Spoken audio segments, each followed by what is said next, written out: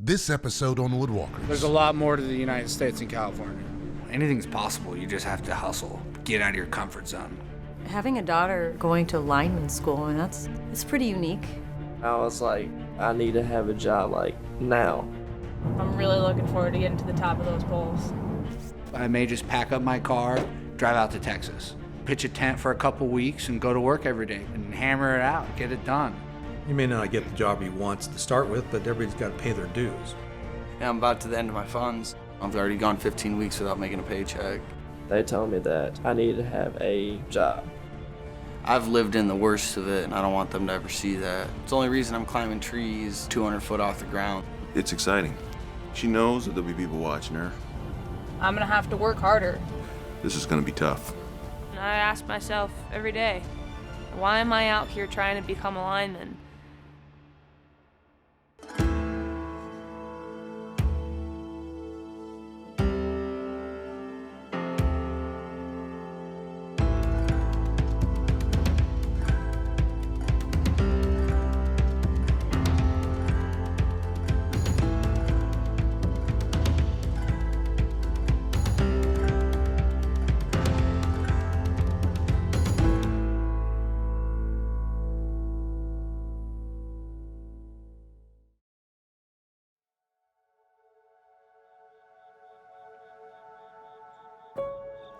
Well, it's about 6 o'clock in the morning. We're just getting our last couple things packed up in the U-Haul, ready to hit the road and hit the long road back to Michigan.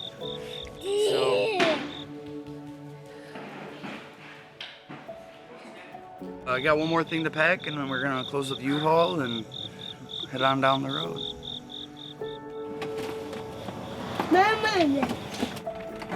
Yeah, good job, big guy. We're just staying the night at my mom's house and then moving into the new apartment tomorrow. Because I don't think anybody's gonna want to do anything after that long drive.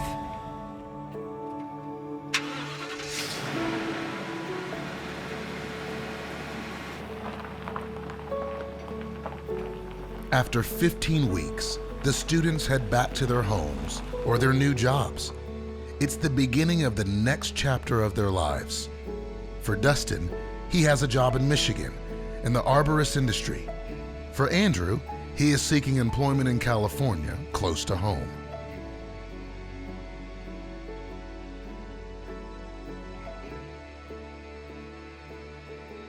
There would be Catalina Island. Over there is Long Beach. That's San Pedro. Long Beach Port, Long Beach downtown. Fun place to go out. We're an hour from everywhere, the desert, the mountains, the beach. It's like nice to just come out, hang out with a friend, even though it's like a mellow day. It was good to get out in the water, especially since it was about 68 degrees out.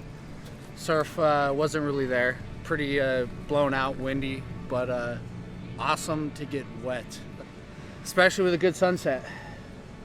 Good sunset, good friend, good fire, and some warm water. Only thing we're missing are some cold brews. 4 months went by pretty quick, huh? Yeah, super quick.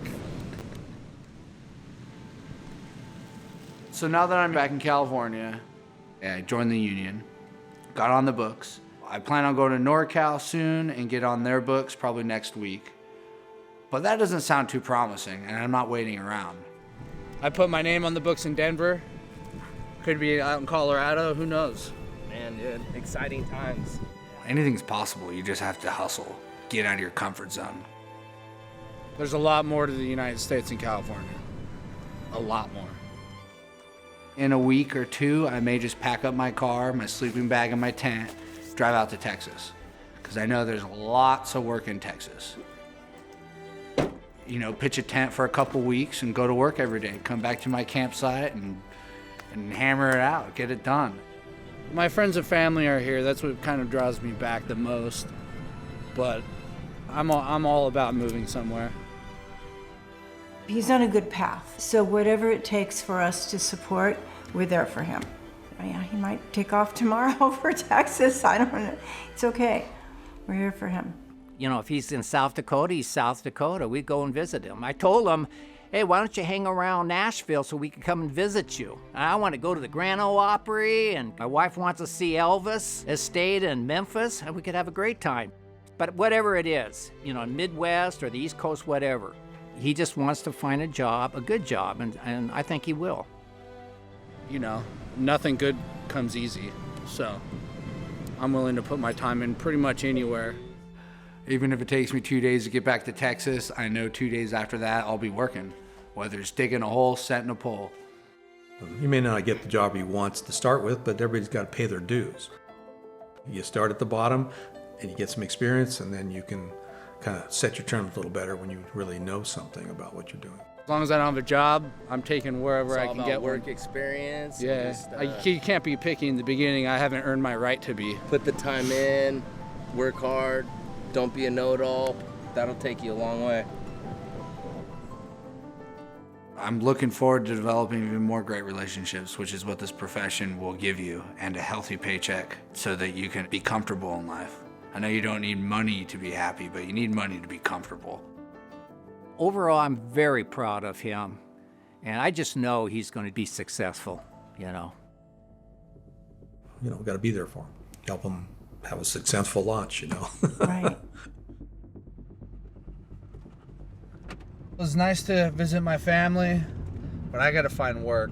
I'm on the books here in Southern California, a lot of people on the books, so decided to bail. Now I'm going through the desert, heading up to 1245 in Sacramento. Then from there, I called the union halls in Phoenix.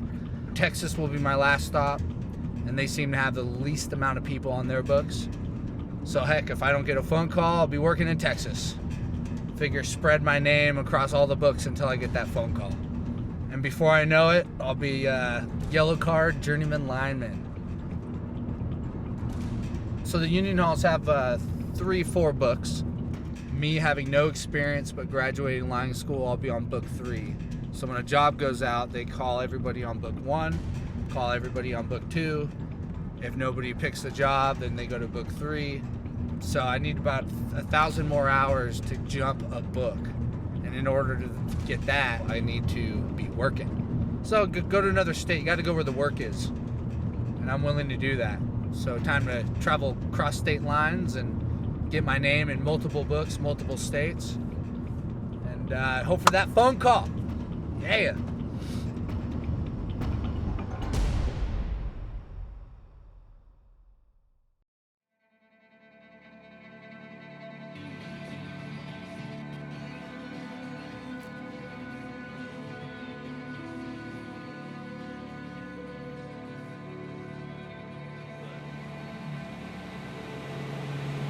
Alright, we've been on the road for about 10 hours. We're coming up on Lansing. My wife's in the car behind us, just following along.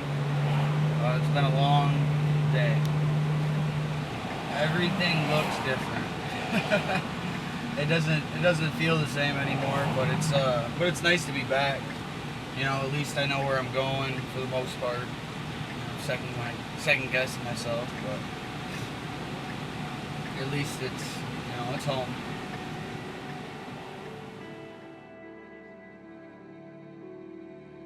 I think we were on the road for about 11 hours, and then went to my mom's house, or her mom's house, and hung out and stayed the night there. I met Dustin when he first dated my daughter in 7th grade. He would have been 12, so a good 11 years.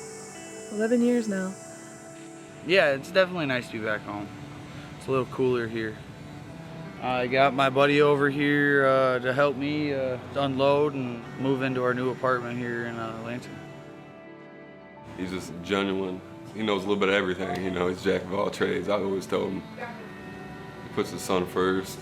You know, I know he always will. He's matured so much with Justin, and those two have a crazy little bond. He follows everything Dustin does. Everything. He loves playing with Dustin's big yellow tool bag he got from the school. He'll put his hard hat on and go sit on his construction truck and go ride around. And we're like, oh, you're gonna be just like him. I'm loving watching them start a family. It's humbling to watch him achieve the goals he set for himself. And one of the goals he's had all along was to build for himself a family that he didn't get to have as a little kid. And he's doing it. And that's incredibly rewarding. Dustin has grown into an amazing man. I'm very proud of him. Last few days it's just been busy unpacking, unloading, trying to get everything organized, and boxes will get unpacked as we need stuff. Monday, he starts Monday. He'll be cutting trees. I've already gone 15 weeks without making a paycheck. I can't go anymore. And I'm about to the end of my funds, and so it's just, finding a job somewhere I know I can go and work and get a decent paycheck. He's gonna hopefully hear back from an apprenticeship. Hopefully. We're crossing our fingers. I'm gonna hire on as a tree trimmer because that's where I can get my foot in the door. And then once I'm a tree trimmer, after 6 months, I can apply for an apprenticeship. Once the apprenticeship is done and he gets his journeyman, he wants to buy a house on like 100 acres, he says. She laughs because she doesn't think it's real, but it's gonna happen. I'm gonna buy a bunch of property. I want like 100 acres, grow up and raise their kids. And What he puts his mind to, he does 100%. He has been that way from the day I met him. I've lived in the worst of it, and I don't want them to ever see that. And so I just push to make sure that they all live happy and healthy lives.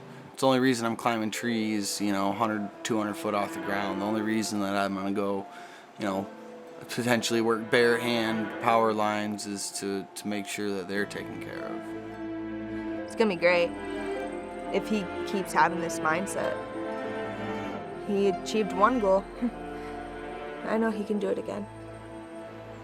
I'm blessed. Got a great family, got great kids. Everything's going really good right now.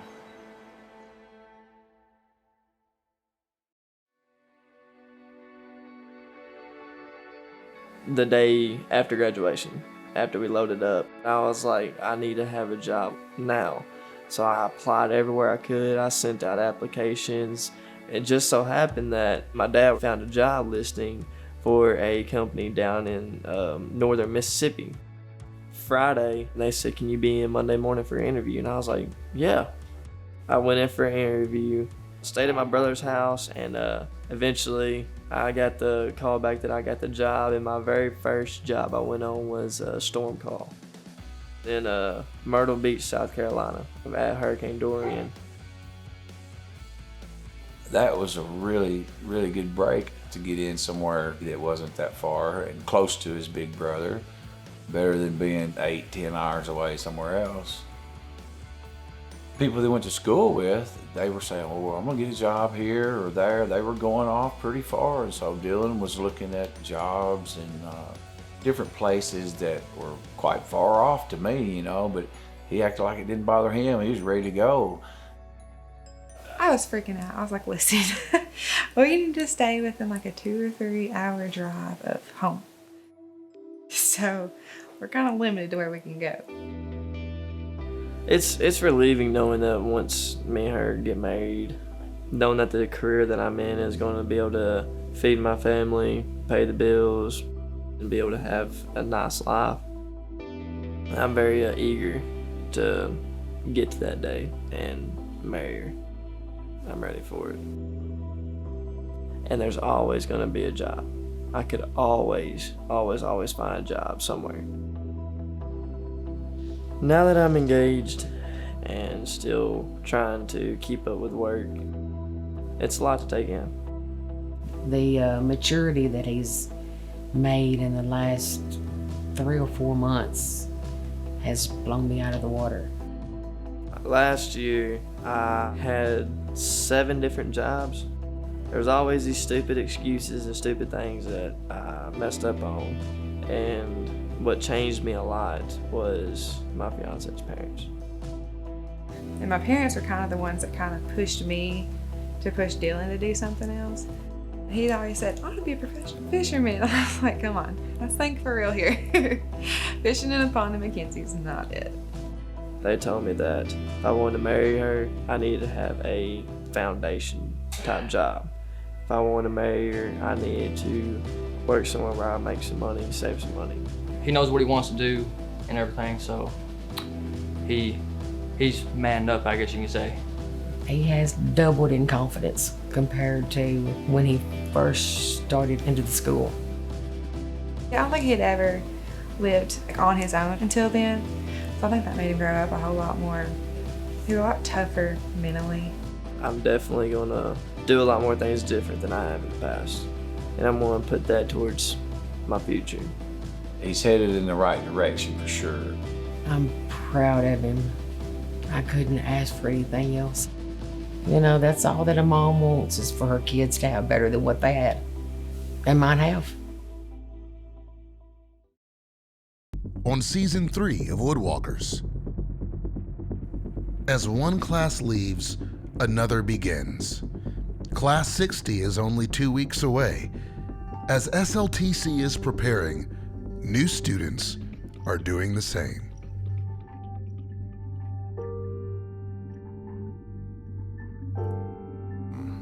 Lydia has never been ashamed or afraid or hesitant to get involved with any of the stuff that the guys were involved with. Like, we used to go camping all the time. She's always been like super into outdoors, fishing, boating, riding ATVs around. You know, her brother wanted to go to college. Lydia didn't want anything to do with college. It hasn't always been easy for her in comparison to her brother. She knew at a very early age that she was different. We've tried to always encourage her to do what she's been interested in doing. Sometimes that's traditional things, but sometimes it's been some non-traditional things, and She's pretty fearless. Having a daughter going to lineman school, and that's it's pretty unique. it's exciting. You can't wait to see what she does. Women are underrepresented in too many professions, including this one. Then there are people like Lydia that are bucking the trends. You can do whatever you set your mind to. All of my family's here. It's gonna be a little weird moving, especially to a different state. She's ready to be a grown-up, trying to make it on her own, and I'm just so proud of her for taking a path that's probably not what we all expected her to take. She knows that there'll be people watching her. I'm anticipating, all these guys predict that I'm not gonna make it, but I'm really proud of her for being who she feels she is. Getting through a totally male-dominated school and career, you worry that she's gonna be able to pull that off. This is gonna be tough. I'm ready to see what this challenge brings her.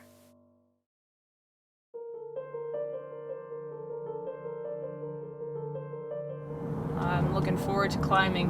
I'm super excited, and I'm really looking forward to getting to the top of those poles. And can't wait till I can start riding those buckets too, so then I can go even higher. When Melissa first told me that this is what she wanted to do, I was terrified. I know it's a hard job.